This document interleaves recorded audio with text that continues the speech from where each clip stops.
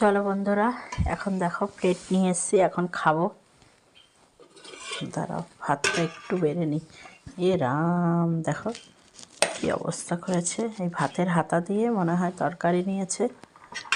দেখছো কি করেছে,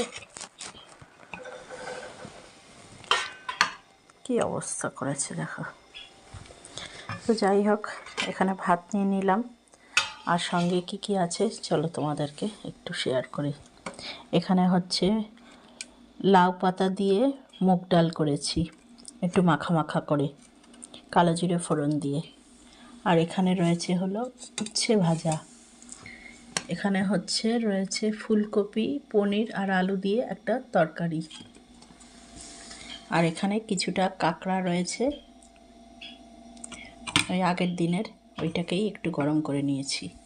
এই হলো আজকের একদম মেনু। চলো এখন খাওয়া দাওয়াটা সেরে নিই।